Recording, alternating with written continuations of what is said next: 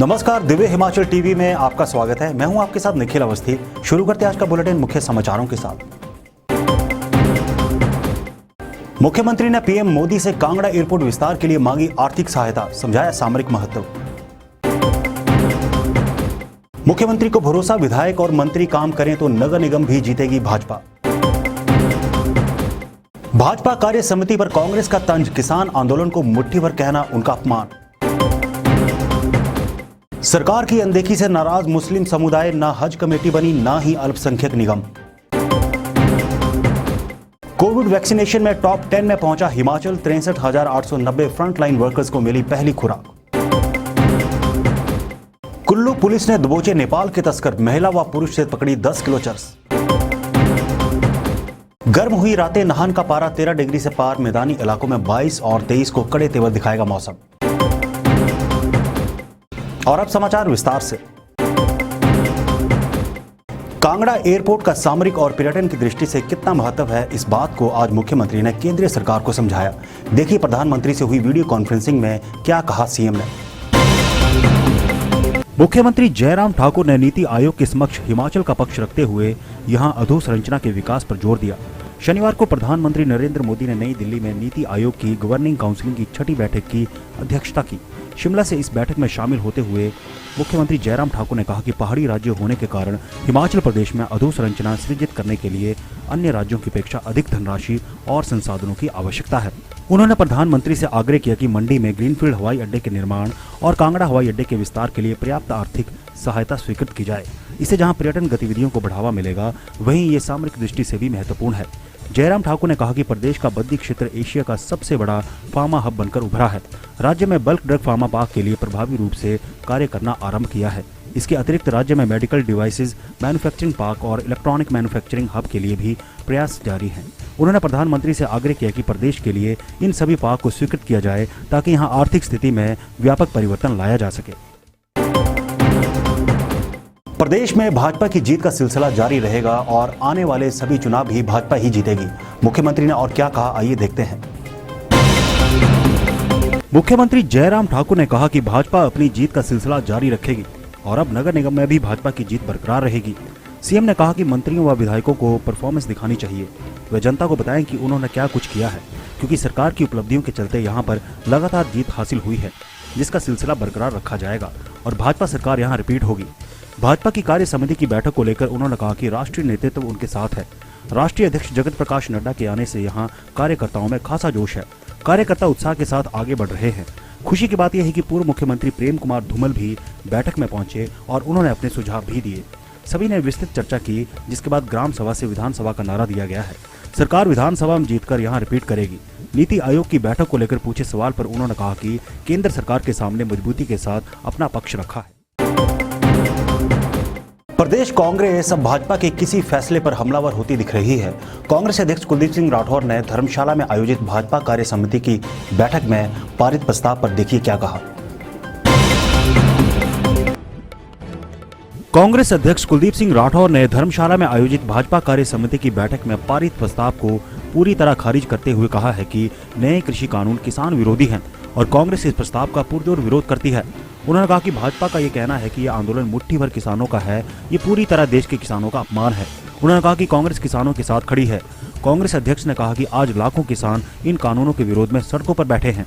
जगह जगह इसके विरोध में महापंचायतें हो रही हैं, जिसमें लाखों लोग शामिल हो रहे हैं। हिमाचल में भी चारों संसदीय क्षेत्रों में कांग्रेस ने किसानों के समर्थन में ट्रैक्टर रैलियां की। मंडी में राज्य स्तरीय किसान सम्मेलन आयोजित किया गया। उन्होंने कहा कि आज भी जिला स्तर पर कांग्रेस ने अपनी पदयात्रा निकाली है।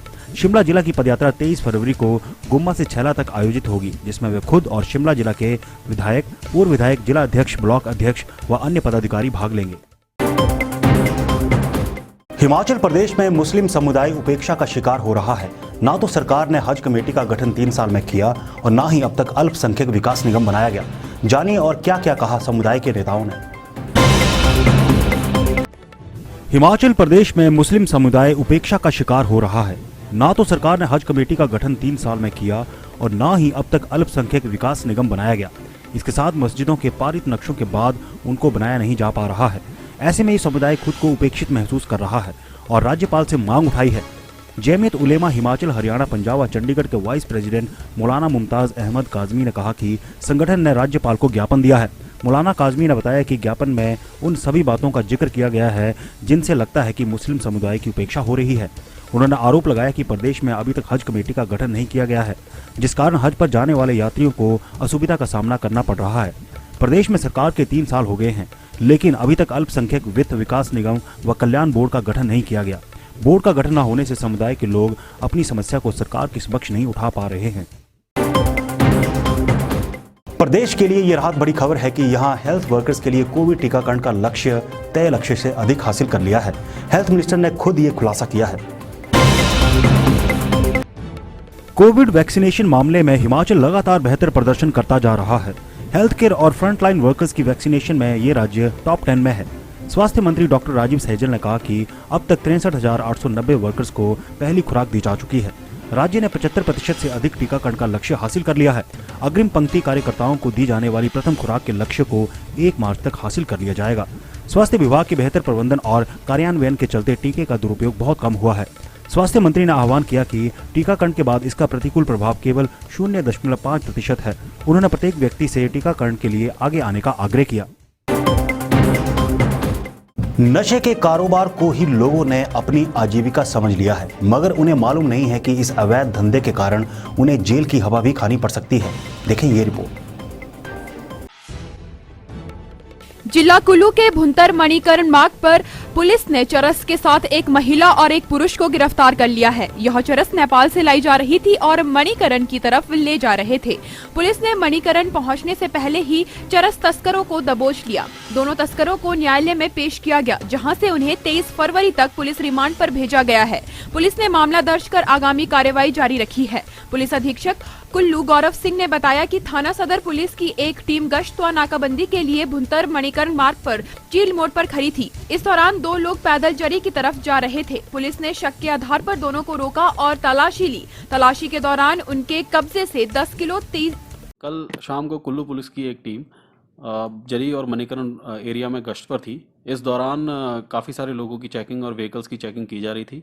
इसके दौरान 2 लोग जो नेपाली मूल के हैं, एक महिला और एक पुरुष, इनको भी इंटरसेप्ट किया गया और इनकी तलाशी ली गई, जो इनसे कुल 10 किलो 130 ग्राम चरस बरामद हुई। आरोपियों को गिरफ्तार करके आगामी कार्रवाई अमल में लाई जा रही है। अभी तक की छानबीन में यह चरस नेपाल के थ्रू लाई जा रही है और इसको आगे कहाँ नेटवर्क में यूज़ करना था इन्होंने, इसकी इन्वेस्टिगेशन जारी है। और आइए अब जानते हैं मौसम का हाल। प्रदेश में दिन के साथ रातें भी तप गई हैं। नाहन का न्यूनतम तापमान 13 डिग्री से पार हो गया है।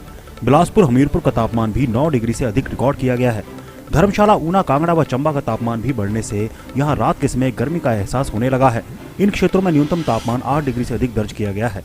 किलाओं को छोड़कर समूचे राज्य में रात के समय मौसम सुहावना बना हुआ है। अधिकतर स्थानों पर शनिवार को मौसम साफ बना रहा। धूप खिले रहने से समूचे राज्य में लोगों को खुशनुमा मौसम का लुत्फ उठाते हुए देखा गया है।